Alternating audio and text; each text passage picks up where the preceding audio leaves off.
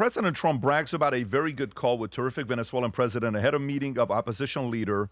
Rob, if you want to pull up this clip, is this the vice president of Maduro, right? This is the person that replaced Maduro, that was under Maduro. Yes. If that's the call. Okay, yes. Rob, do you want to play this clip? Okay, go for it, Rob.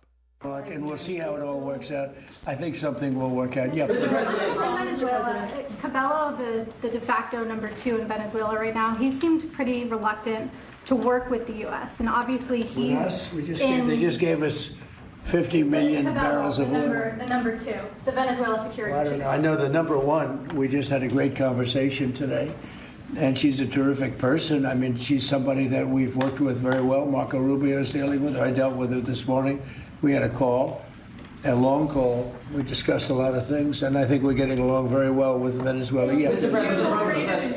So, open-ended question. What do you think about everything that's going on with Venezuela? Everything that happened and is going on. Fantastic. I'm so happy that he is pursuing this Monroe Doctrine. I do care about what happens in our hemisphere. And I love that both on his Iran bombing, which I wasn't in favor of before it happened, but he just did it and left, not sending in troops. And he does the same thing in Venezuela. Just goes in, grabs the guy who's been under indictment under the Obama administration, under the Trump administration.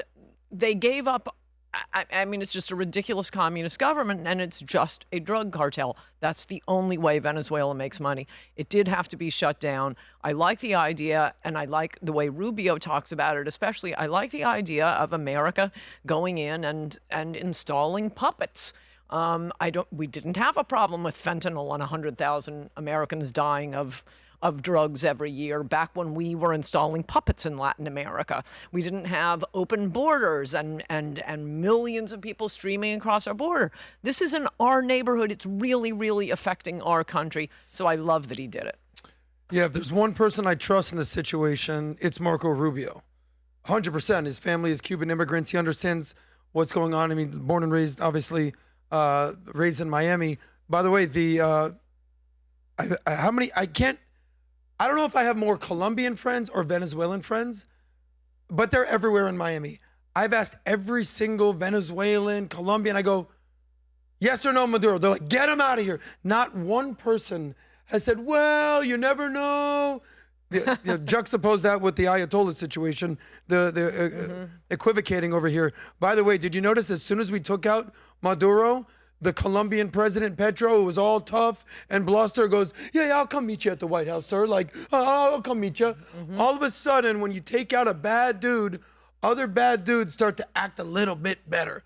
By the way, FYI to the people of Cuba, you never know what's going to happen to your leader next. I'm just saying. You never know what's going to happen to your leader, and you don't know what's going to happen to Cuba. You know, can you imagine by the end of his term, we're debating where to go for summer?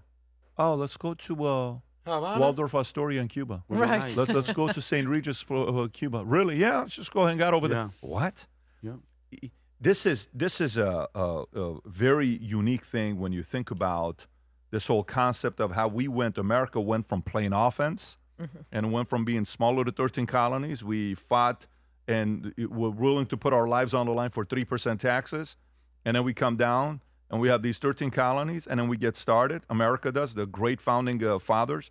And I'm a byproduct of what they did for my family to have moved here to have the life that I have. Then we buy Louisiana, 15 million.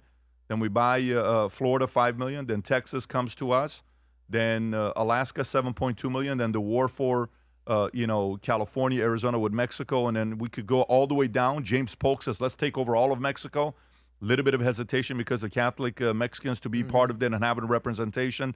And then let's take over Cuba. He draws that whole line, and then no one talks about it. And then there's World War I, America's afraid. Then we come back. Then there's World War II. Hey, let's start the CIA in 1947. Let's start doing all these coups and proxies and all this other. Let's get involved in everyone's marriage and everyone's business and everyone's this. And this guy's coming up and saying, no, I want Greenland. What do you want to do about it? We're going to attack you, Denmark. Go ahead. I want Greenland. That's not how it works. It actually does. I want Greenland. That's not how this works. You don't study history. Go study history. If somebody comes in and says they want this land, you can fight for it, and I can choose to fight, or you can do a deal and I pay you. Wow. And then let me go build something I want to build.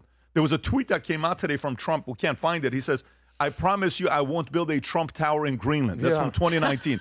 I don't know if you guys seen this one or not. Do you remember that tweet with the picture? Yeah. So, and guess what he's doing now? Venezuela, it's Donro. Hey, this is on the Western.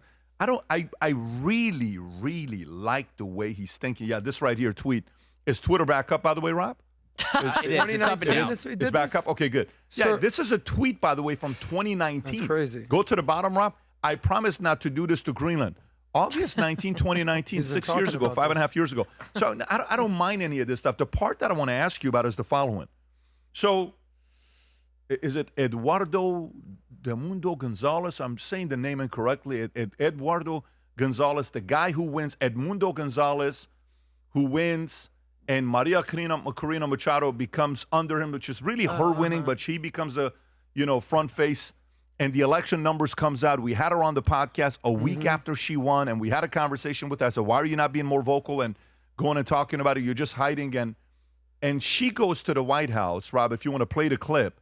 She just won a Nobel Peace Prize a few months ago. And she goes in and hands over the Nobel Peace Prize to the president. Okay, and that's what she got. And if you want to go play the clip of her saying that and handing it over to her, no, the one where she says that, I am here proudly wanting to give my Nobel Peace Prize to President Trump, and she has recognized him and Peace Prize Trump. And there's a speech. If you can't find it, it's fine. We'll just go into it. Okay, it's all good. If we can't find the clip, I'll look for it. This is her with Fox News where she... Afterwards, he deserves it. Okay, go for it. In spite of the Nobel Prize Committee saying that you couldn't transfer your Nobel Prize to anyone, especially President Trump, you did today. Why did you do that? Because he deserves it. And it was a very emotional moment. I decided to present the Nobel Peace Prize medal on behalf of the people of Venezuela. In spite of the Nobel Prize Committee saying that you... Okay, so she does that, which is great, very noble. And I think a part of it she wants to do to give him credit because the day she won it, that day she said, I don't know why you're giving it to me. You should have given it to her. President response, it was my great honor to meet Corina Machado of Venezuela today. She's a wonderful woman who has been through so much. Maria presented me with her Nobel Peace Prize for the work I've done. Such a wonderful gesture of mutual respect. Thank you, Maria. Great. Even with this guy, this unique guy, was still not flattered enough to say, you can have the job. Yeah. Watch what Caroline Levitt says here. Go ahead. Can't be bought. Is it still the president's assessment that it would be very hard for Ms. Machado to leave Venezuela because he says she lacks the respect and support in that country? And will he raise that with her today? I think the president's assessment that you just pointed out was based on realities on the ground. It was a realistic assessment based on what the president was reading and hearing from his advisors and national security team. And at this moment in time, his opinion on that matter has not changed. He has also said that he would like there to be elections in Venezuela when the time is right. That's right. Do you have any update on when that might be? And is he committed to a transition to democracy for Venezuela? Yes, and he is also committed to hopefully seeing elections in Venezuela one day, but I don't have an updated timetable for you today. Okay. Reaction to it. I want to hear from you. Your reaction on the fact that he still is not giving her the throne. Well, for one thing, it gives the lie to the Washington Post and various MSNBC. They're snippy. He won't let her be leader because she won the No, it has nothing to do with that. I think it's the same thing as with Reza. No, she's not going to be the leader. We need a military junta there. Exactly what you were saying about Iran. No, for one thing, I think it should be a man. This is an Hispanic macho culture. But it ought to be someone with the support of the military. I would not let those people vote again. They voted for Chavez over and over again. It was the poor people, the peasants running out. Oh, you're going to give us the golf courses. And yep, he gave them the golf courses. Well, okay, this is what they got. They voted for this. Yeah. So do not let those people vote again. It's going to have to be a military guy. I understand this from her perspective. I think it was from the heart. He has done a lot. If there were a legitimate peace prize in the world, Trump should have won it. I don't think the Nobel Peace Prize is legitimate. I don't know why Trump does want it. I think it's kind of embarrassing that he accepted it. He should have thanked her and said that's a lovely gesture, but poof, it's the Nobel Peace Prize. I'm like, this means nothing to me. Yo, Obama got it with what? How long was Obama in? I don't think he was even president yet, was he? No, I think it was like he just showed up and like, hey, here, take this. You've got mail. You're Jesus to us. But I think you made a good point about the Reza Pahlavi. He doesn't feel it. He knows. He's like, all the flattery in the world, Trump is laser focused right now. And I think, you know what? Why the left and all these people, they're not used to a real leader, okay? And they're just, I can't even blame them. They're not used to it. They've never had this type of freaking boss coming. You know what it reminds me of? Like a mother getting divorced, and the old dad was like, whatever, and the new stepdad comes in, and he's like a Marine retired, and the kids don't know how, oh my God, there's discipline, there's freaking order. Let's not forget Venezuela emptied the freaking prisons, all the drug boys, Tren de Agua, going around taking up freaking residency and apartments in freaking, in Colorado. But here's my thing. If there's a way that the United States could make Venezuela a better place for those Tren de Agua and the people hitting ice with shovels in the head, good. I'm all for it. Make your place good so you don't have to come here and ruin ours. Plain and simple. That's it. Yeah, and it's pretty clear, socialism or communism sounds good, but it's not good. So if we want to implement this new down row doctrine, let's keep communism and socialism, let's keep it as far into the Eastern Hemisphere as possible. But if it's going to creep into the Western Hemisphere, like it has done in Venezuela, amazing country, now ruined. Cuba, we've seen what's going on there. Brazil, your friend Lula. You mentioned Cuba. Have you ever been to Cuba? No. I've been to Cuba 10 years ago Yep. for our friend Keith's bachelor party. I don't know how he pulled it off. We went on some mission trip. And here's how I would define communism and socialism. We get there. It's literally the 1950s. It's like you're a time traveler. Shout out to Candace Owens, who thinks that Charlie Kirk's a time traveler now. That's another whole story. I love Back to the Future.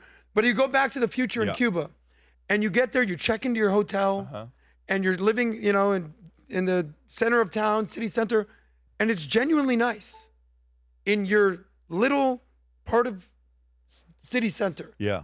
And then you get in a car. And you say, let's go drive around. And it's like, how like Disney World, it looks like it's a nice building and you go in and it's all just fake. Everything is broken down, has not been fixed. Nothing works. Everything's dilapidated. Buildings are crumbling. Nothing's been updated since the 1950s, 1960s. So it looks great on the surface. And then you open the door, or you pop the hood, or you drive around the block, and the whole thing is crumbling. That is communism. By the way, did you guys go out? Like, was there nightlife? Yes, we went out. Women, nice, partying. I'm not allowed to talk about it, Pat. No, I'm just telling you. I'm asking you. We did go out. So it was good. It was fun. Yes, was it like a 50-year-ago Miami vibe? Like, is it like that, or was it still? You felt like you're in a different country. You're definitely. I live in Miami, so to me, going out in Doral or going out in Caracas or Havana, it's the same thing. But it's very interesting. Okay. Ernest Hemingway, the whole thing. Yeah. But you're traveling, literally driving around in American Cadillacs from 57 Chevy. Western Hemisphere. That's Western Hemisphere. So he could do something with that as well. And by the way, there's enough people. Where is Ted Cruz from, by the way? Isn't he Cuban? He was born in Canada, but his father's Cuban. I get it. Yeah. But isn't his father Cuban? Like he is? Yeah. So wow. I think there's enough interested parties that I don't know. Well, go down to Miami. You'll see what they think about. Expansionist mindset as a capitalist. I don't mind that. Yes. I know it's going to upset a lot of socialists and communists and TDS folks, but I don't mind it. So let me get to the last story. Rob, do you have the story of what happened with the shovel and the shooting and the two guys at the same time? You know which one I'm talking about, Vinny? Clue. Oh, yeah. So let Rob, what page is this on? This happened 2 days ago. Is this the one that says illegal Venezuelan migrant shot in Minneapolis, Rob? Yes. Is that the one? Okay, so illegal Venezuelan migrant shot in Minneapolis for the last 24 hours. after mercilessly ambushing Fed agent with snow shovel. Weird. According to DHS. Yeah. Okay? again, another one of those that sounds like an Onion story or a Babylon Bee story, but it's not. So an illegal Venezuelan migrant was shot in the leg by a federal immigration agent in Minneapolis after he allegedly fled during a traffic stop and beat the ambush officer with a snow shovel. Wednesday evening, the Department of Homeland Security said the suspect was behind the wheel when he tried to get away from federal immigration officers at 6:50 p.m. local time, but he crashed into a parked car. Great driver. The migrant then tried to escape on foot and violently assaulted the officer as two wrestled on the ground, according to an ex-post. While the man continued to struggle with the officer, two other people emerged from a nearby apartment and allegedly mercilessly attacked the agent with a snow shovel and broom handle.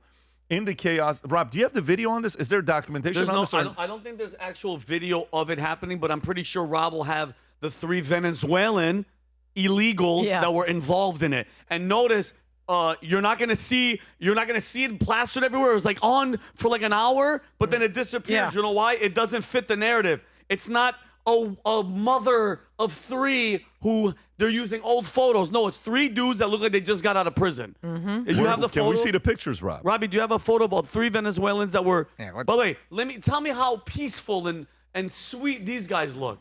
You don't see the liberals sticking up for these guys, huh? The family, these guys right here. Those are the 3 guys. Yeah, we have to go to the Hindustan Times to get the picture. Yeah, exact. Great point. Hindustan Times to show these dudes. Where's the riots? Where's the craziness? Where's the wildness? So by the way, and where does he get the attitude of, you know what, I'm gonna get out of my car, I'm gonna try to hit him with my car, and then a door opens from a house, 2 other Venezuelans come out and start beating him with shovels. Anybody want to take a wild stab in the dark of where the hell they're getting this attitude? Because the freaking mayor, the governor, and Ilhan Omar are like, guys, fight back. Okay? This is the enemy. Okay? Notice how it didn't make it. Right, Tom? This isn't, but you barely saw it. And then what is this? This is go ahead, Rob. This is a separate incident. This is a Latin Kings member. So while that police officer reportedly was being attacked, other police officers in Minneapolis went to his aid. While they were doing that, this Latin Kings member then broke into a police car and then stole police weaponry, including a gun, bullets, and a bulletproof vest. Simultaneously, this is what you were telling me in the back. Yep. So it happened at the same time, and then the FBI just arrested this guy yesterday. FBI arrested him, but now think about it. They're armed. They tied chains to the gun locker, and then they have another car go driving. Just an FYI, I want people out there to know. What are these guys doing? They're stealing everything from the car, weapons, guns, magazines, bullets. That's a long rifle, stolen. FBI rifle. Look at that tattoo. What, guys, is that a father from Maryland? Is that another father from Maryland? Is that who the hell that was? That Maryland man has a gun. Maryland. Oh, that was a Minnesota man, because he's a dad. Right? Give me a break. And I'm going to warn everybody out there, for all these morons out there, hopefully this hits one of their TVs or their phones. If you get into a cop car that's armed, who's recording this? Just people, idiots. They want clout. They're recording. Look at it. This guy's a professional setup. You're a dumb criminal. All of them are stupid. These are the dumbest criminals. They record everything. Morons. But just I'm going to finish my point. If you jump in a cop car and there's weapons in the cop car, and they could shoot and kill you as you're leaving, because now you're gonna go and they don't know which. Is this the guy? This is the guy that stole the stuff out of it. I'm shocked the dude who made the decision to tattoo his face. Weird. Made some other unfortunate Minnesota Tekashi decisions. 6ix9ine is out there breaking into vehicles and stealing guns. Okay. Tekashi 612. Thoughts on this, both of them. It's interesting how hard it is to get the pictures and the videos of this. Boy, you're not seeing that on MSNBC. You're not seeing that on CNN. And also reminds us, he should be sending in federal troops. It's kind of an embarrassing mistake that the FBI, I don't care that somebody's being attacked. You got to hit the clicker on your car when it's full of weapons like this. Yeah. They should have left somebody to guard the weapons. That's not good. But, this is most of the people they're arresting. Tom. One more thing about this. I'm sorry to finish. The things that they had, besides being let in illegally by Biden, besides being probable criminals in Venezuela, the only crimes they had committed in this country were relatively minor if you only read it in prose. They lied to police officers. They were driving without a license. This is what they look like. The difference between no criminal conviction illegal and a criminal conviction illegal is about 1 week. Yes, you're 100% right. I agree. Yeah, it's just like, let me translate. Oh no, they're deporting our voting bloc. I mean, that's really, if you translate it. And you look at this stuff, and this is Portland. We're seeing it again.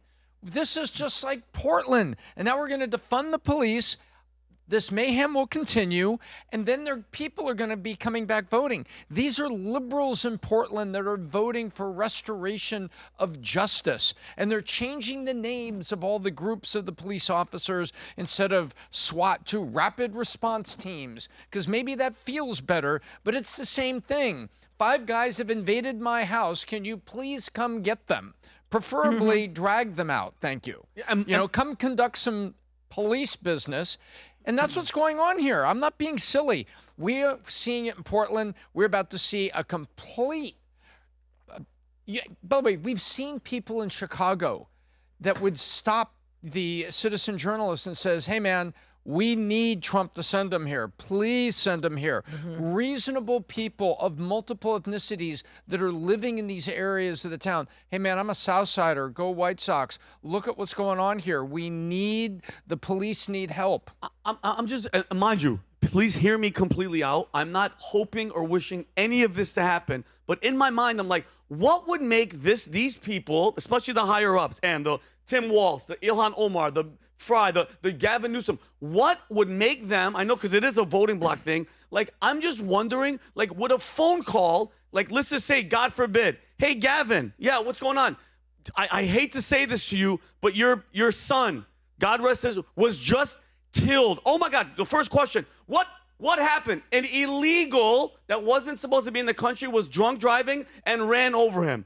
I'm very curious to what happens to his open border, illegal, we need the votes, give them health care. Does that change someone like that, or do they still stick to their guns? No, he blames Trump the same way Frey is blaming ICE for fomenting violence 100%, in Minneapolis. 100%. And that's my thing is... ICE is fomenting the violence. No, they're arresting people. Yeah, well, and that's the thing is none of this has happened. None of this directly impacts any of the people that are out there, the Ilhan Omar stepping on trucks and saying it, until it happens to someone they love or someone that's close to them. I'm very curious to see if the tune changes. Because until that happens, they don't give a damn, because it's not their kids, not their wives getting sexually assaulted. They're not getting freaking their money stolen. So it's nonsense. It's nonsense.